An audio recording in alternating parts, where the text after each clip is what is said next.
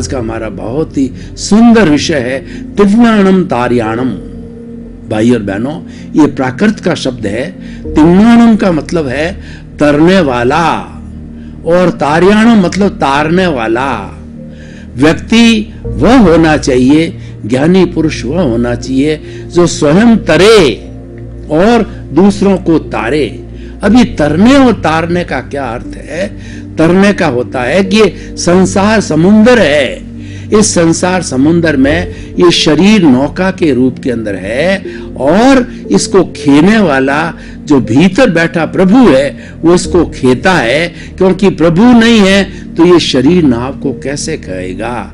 तो ये संसार समुंदर को पार करने के लिए जो है हमें एक अच्छे नाविक की जरूरत होती है, और अच्छे नाविक को चलाने वाला भी अच्छा होना चाहिए, ताकि कि हम सेफली इस समुंदर से तर जावें। तो देखिए, एक तो क्या है कि तरने वाला और एक तारने वाला, दो व्यक्ति हो गए।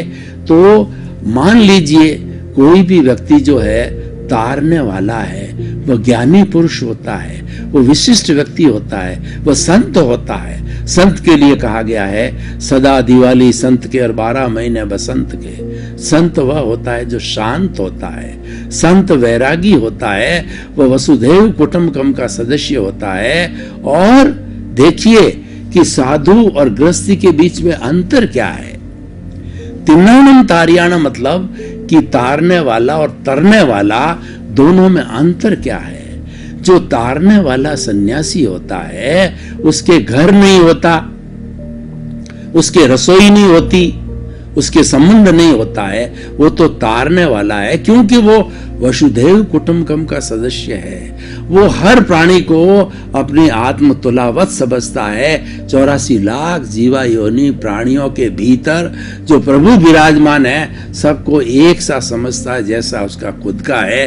किसी के साथ में भेदभाव नहीं करता है, वो समभाव रखता है और प्रेम की बात करता है। उसके भीतर करुणा का सागर लहराता है, वह तारने वाला होता है।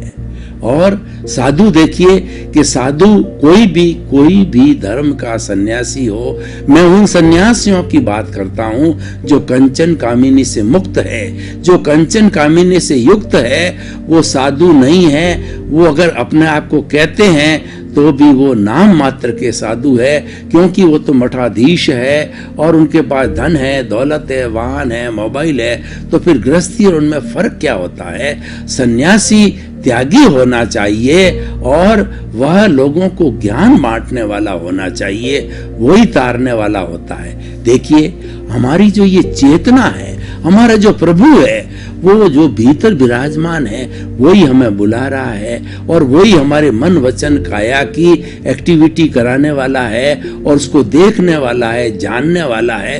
लेकिन उसकी प्रेजेंस नहीं है तो कुछ भी नहीं है। मुख्य बात यह है कि व्यक्ति कैसे बोलता है, व्यक्ति कैसे चलता है, और व्यक्ति किस तरीके से काम करता है। हर चीज के अंदर जो है वह इस कॉन्शियसनेस, आत्मा, प्रभु की हाजिरी, प्रेजेंस बहुत जरूरी है।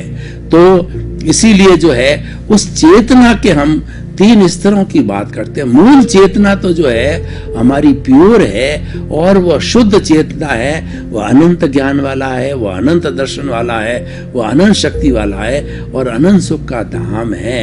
मुख्य उसकी ये 4 और 4 और है, 8 कैरेक्टरिस्टिक है। तो वह जो है वह तो मुक्त है, वो तो अक्रिया वाला है और वो भीतर विराजमान है। लेकिन उसको पाने के लिए जो ये शरीर मिला है, शरीर माध्यम खलु धर्म साधनम, शरीर को नौका की तरह कहा गया है। और ये हमारा संसार जिसमें हम जीते हैं, जिसमें हमारे रिश्ते हैं, संबंध है, घर है, परिवार है, बाल है, बच्चे हैं, ये सारा संसार समुंदर है। और इससे तारने वाला जो ये शरीर है, कौन सा शरीर? जिसके भीतर प्रभु जो है वह, उसकी हर वक्त स्मृति शरीर को रहती है, वही तार सकता है। और शरीर के लिए कहा गया है शरीर माध्यम खलु धर्म साधनम। ये जो शरीर है वह साधना के लिए जो एक माध्यम बनता है, शरीर के बिना कैसे साधना करोगे? शरीर के बिना भीतर जो हमारी आत्मा है उसका शुद्धिकरण कैसे करोगे? उसको सिद्ध मुक्त कैसे बनाओगे? तो इसीलिए शरीर उसका माध्यम है। और शरीर के लिए यह भी कहा गया है कि शरीर व्याधि मंदिरम, इस शरीर के अंदर बहुत सी व्याधियां होती है, व्याधि का, बीमारियों का ये मंदिर है। इसीलिए कहा गया है कि असाता वेदनीय के उदय होने के कारण वह जो है वो बीमार हो जाता है ये शरीर। तो भाइयों बहनों, ये तीन चेतना की हम बात कर रहे थे। मूल आत्मा एक है, उसकी पहली जो स्तर है वो जीवात्मा, दूसरा जो स्तर है उसका और शुद्धि की तरफ जाता है तो अंतरात्मा, उससे ज्यादा प्योर होता है। जो त्रिगुणात्म है, जो तारने वाला है, वह है जो परमात्मा। तो हमें जीवात्मा को परमात्मा बनाना है, यही तरना है।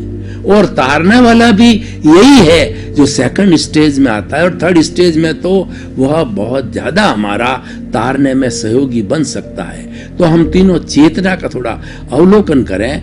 पहली जीवात्मा होती है, वह इस लौकिक जगत के अंदर ज्यादा रहता है। वह व्यक्ति 5 इंद्रियों का सुख में रहता है और कई बार अपने को कर्ता भी मान लेता है, मालिकिनी हक जमा देता है। यह काम मैंने किया और यह घर मैंने बनाया, इस फैक्ट्री का मालिक मैं हूं और मैं बड़ा विद्वान हूं, बड़ा लेखक हूं, मैं प्राइम मिनिस्टर हूं, मैं राष्ट्रपति हूं और मैं इंजीनियर हूं, डॉक्टर हूं, चार्टर्ड अकाउंटेंट हूं, मैंने इतनी पुस्तकें लिखी और मैंने इतने प्रवचन दिए।